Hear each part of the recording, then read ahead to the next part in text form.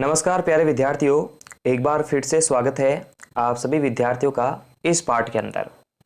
जैसा कि आपको पता है कि हम क्लास 9 का जो चैप्टर 4 है उसको पार्ट वाइज पढ़ रहे हैं।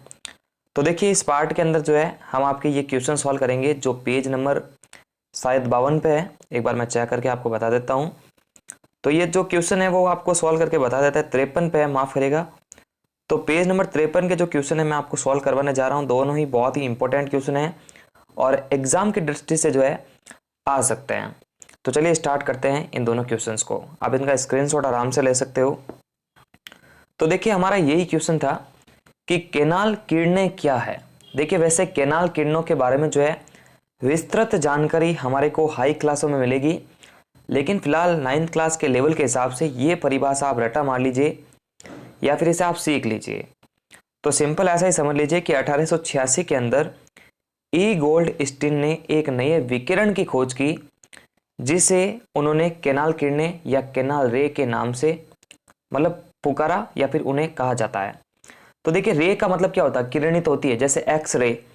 तो केनाल किरणें की जगह अपन रे भी बोल सकते हैं, यानी किरणें को या फिर किरणों को अपन इंग्लिश में रे बोल सकते हैं। तो आप इतना ही बता दें कि 1886 के अंदर ई गोल्डस्टीन ने एक नए विकिरण की खोज की। विकिरण का मतलब समझ लो एक रेडिएशन की खोज की। उन्होंने एक ना कैथोड ट्यूब ली थी ऐसी कुछ, और उसके अंदर मतलब ऐसा कुछ एक्सपेरिमेंट था, ठीक है ना, जिसके बारे में अपन डिटेल से हाई क्लासों में पढ़ेंगे। लेकिन 9th क्लास के हिसाब से अगर छोटा सा क्वेश्चन बन के आए तो आप ये 2-3 लाइन लिख सकते हो, आपके कोई मार्क्स नहीं काटने वाला।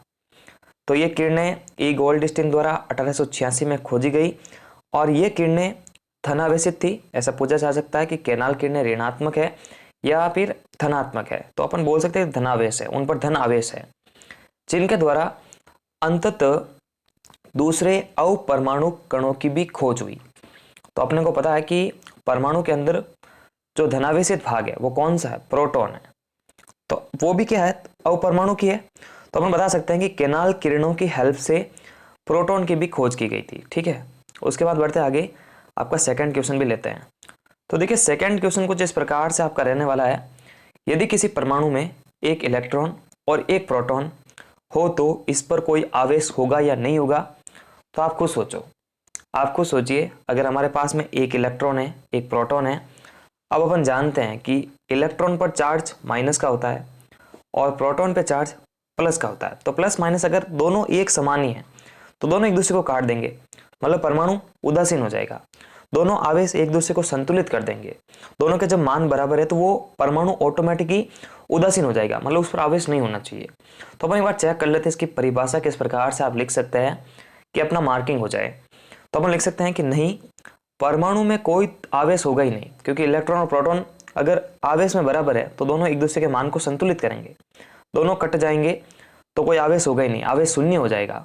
तो अपन बोल सकते हैं कि परमाणु में कोई आवेश ही नहीं होगा, क्योंकि इलेक्ट्रॉन और प्रोटॉन, क्योंकि एक इलेक्ट्रॉन और एक प्रोटॉन पर आवेश अगर बराबर होता है, इसलिए यह एक दूसरे के आवेशों को संतुलित कर देते हैं, जिससे परमाणु उदासीन हो जाता है। ये सिंपल लैंग्वेज में अपन क्वेश्चंस का आंसर लिख के आएंगे तो आपका मार्किंग बहुत अच्छा होगा। तो हर प्रकार के पार्ट के लिए आप चैनल के डिस्क्रिप्शन में जा सकते हो और वहाँ पर डिस्क्रिप्शन के अंदर पूरे चैप्टर की जो प्लेलिस्ट की लिंक है उसे क्लिक करके आप सारे पार्ट देख सकते हैं। तो धन्यवाद और थैंक्स फॉर वॉचिंग। नमस्कार।